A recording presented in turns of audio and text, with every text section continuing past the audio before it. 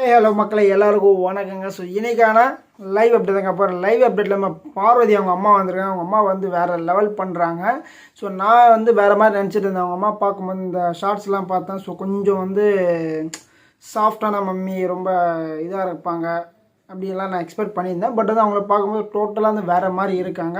So அவங்க ஒரு தமிழ் ஆசிரியர்ன்றது இப்போ தான் தெரிஞ்சது. நான் வந்து தெரியாது எனக்கு. ஸோ தமிழ் ஆசிரியர்ன்றதை வந்து பயங்கரமாக கிளியராக சொல்கிறாங்க.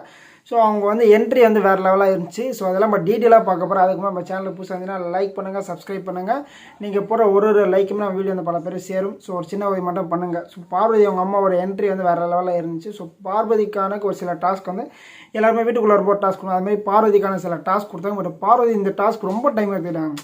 ரொம்ப நேரம் டைம் எடுத்துட்டு எல்லாருமே வந்து கொஞ்சம் குயிக்காக பண்ணிவிட்டு ஓடி வந்தாங்க. பட் பார்வதியும் ஓடி தான் வந்தாங்க, இல்லைன்னு சொல்ல. பட் ரொம்ப டைம் எடுத்த மாதிரி இருந்துச்சு.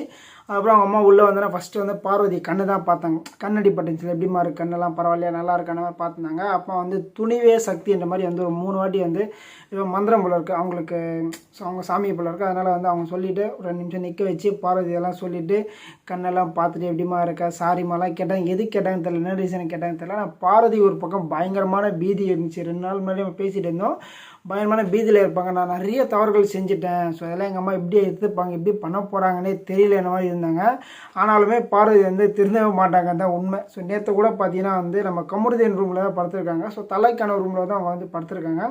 இதெல்லாம் வந்து கொஞ்சம் ரூல்ஸை மீறது. என்ன தான் வந்து கமருதீன் ஒரு க்ளோஸு பெஸ்ட் ஃப்ரெண்டுக்கு மேலே வாட்டவர் இருக்கட்டும், தப்பு இல்லை.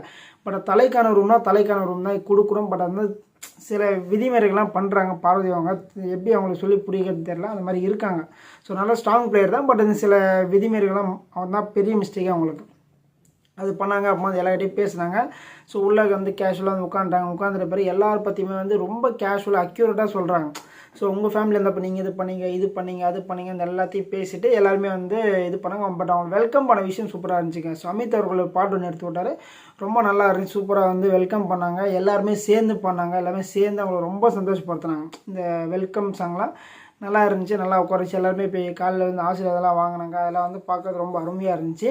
அதை தவிர்த்து நம்ம கமருதீன் அந்த ப்ரொமோவில் காட்டினாங்களே அந்த மாதிரி விஷயங்கள்லாம் நிறைய விஷயங்கள் பண்ணியிருந்தார். ஸோ நான் வந்து அவங்க வந்து நல்லா ப்ரில்லியண்ட்டாக இருக்காங்க, நல்லா டேலண்ட்டாக இருக்காங்க. ஓகேங்களா. அவங்க ஹஸ்பண்ட் வந்து அட்வொகேட்டு. ஸோ பார்வதி அவங்க அப்பா. ஸோ இவங்க வந்து டீச்சராக இருக்காங்க, லெக்சரர் சம்திங் இருக்காங்க போல. நல்லா சூப்பராக பேசுகிறாங்க, நல்ல பாயிண்ட்டாக பேசுகிறாங்க, நல்லா தமிழ் சூப்பராக கிளியராக பேசுகிறாங்க. ஸோ தமிழ் ஆசிரியர் வந்து ரொம்ப கிளியராக பேசுகிறாங்க. பார்வதி வந்து நிறைய விஷயங்கள் தமிழில் வந்து சில விஷயங்களும் எக்ஸ்பிளைன் பண்ணுவாங்க. அது எப்படி இருந்துச்சுன்னா இவங்ககிட்ட தான் வந்திருக்கு. இவங்க எப்பவுமே வந்து புக்ஸை படிச்சுட்டே இருப்பாங்களா. ஸோ அதனால் வந்து நல்ல நாலேஜ் இருக்குன்னு சொன்னாங்க. அதை தவிர்த்து வந்து பிக் பாஸ் வீட்டுக்குள்ளே வந்து யாரெல்லாம் என்னென்ன பண்ணுறாங்க இதெல்லாம் வந்து ஒரு சில விஷயங்கள் சொன்னாங்க. ஒரு சில விஷயம் நான் சொல்லவே மாட்டேன், நான் ஏன் சொல்லணும். ஸோ எனக்கு வந்து பிக் பாஸ் ஆல்ரெடி சொல்லி அனுப்பிச்சிட்டேன், இதுதான் சொல்லக்கூடாதுன்னு சொல்லியிருக்காரு. அந்த மாதிரி வந்து சில விஷயங்களை வந்து பேசுனாங்க. பட் அவங்க பேசுறதுல வந்து சில பேரோட கேமெல்லாம் புரியுது. அவங்க என்ன சொல்ல வராங்க, உங்கள் கேம் வந்து இப்படி இருக்குது, உங்கள் கேம் இப்படி இருக்குது, இந்த மாதிரி சில விஷயங்களெல்லாம் வந்து கொஞ்சம் நல்லா கிளியர் கட்டாக சொல்கிறாங்க. நம்ம கானா வினோத்தும் அவங்க வந்து ஜாயிண்ட் ஆகிட்டாங்க. ஸோ அவங்க ஒரு பாட்டு எடுத்து விட நம்ம கானா வினோத் அவர்கள் அந்த பாட்டை அப்படியே கண்டினியூ பண்ணி எடுத்து போயிட்டே இருக்கார். அவங்க என்ன பாட்டு பண்ணாலுமே வந்து இவர் பயங்கரமாக வந்து அந்த பாட்டு கூட ட்ராவல் பண்ணி போயிட்டே இருக்கார். ஸோ அது பார்க்குறது நல்லா இருந்துச்சு. அவங்களுமே வாய்ஸ் சூப்பர் பேஸ், அவங்களுக்கு நல்லா வாய்ஸ் நல்லா இருக்குது. கானா வினோத்தில் ஆட்சி பாடு என்ன வாய்ஸுங்க அப்படின்ற மாதிரி இந்த நான் வாய்ஸ் அப்படி எடுத்து விட்டாங்கன்னா அந்த வாய்ஸ் அப்படியே போயிட்டே இருக்க சூப்பராக இருந்துச்சு. அதுக்கப்புறம் நம்ம டீம்மேட்ஸ் எல்லாமே ஹவுஸ்மேட்ஸ் எல்லாமே வந்து அவங்கள ஃப்ரீயாக விட்டாங்க. உள்ளே போயிட்டு நம்ம பாரு மற்றும் கமருதீன் அவங்க அம்மா தான் இருக்காங்க. ஸோ அப்போ இருக்கும்போது சில விஷயங்கள்லாம் சொன்னாங்க. இந்த கேம் விளையாட வந்தீங்க, கேமில் வந்து நிறைய விஷயங்கள் நடக்கலாம், லவ் பவ் எல்லாம் நடக்கலாம், பட் நீங்கள் பார்த்துருக்கூட மாதிரி சொல்லியிருந்தாங்க. பட் பாரு கடையாக தூக்கி வாரி போட்ட மாதிரி இருந்துச்சு. ஸோ அம்மாவுக்கு எல்லாமே தெரியுது, அதனால் வந்து சைலண்ட்டாக இருக்காங்க அப்படின்னு சொல்லியிருந்தாங்க.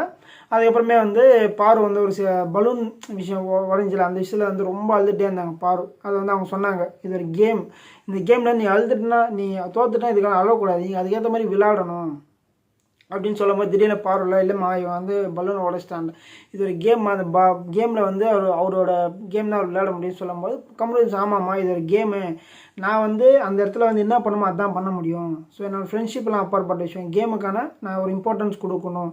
என் சைட்லேருந்து நிறைய பேர் வந்து நான் வின் பண்ணணும்னு எதிர்பார்ப்பாங்க, அவங்க சைட்லேருந்து நிறைய பேர் அவங்க வின் பண்ணணும்னு எதிர்பார்ப்பாங்க. அந்த டைமில் நான் என்னமா பண்ணுறேன்னு கேட்கும்போது அவங்களும் சொன்னாங்க, இது வந்து வாழ்க்கையே ஒரு விளையாட்டு.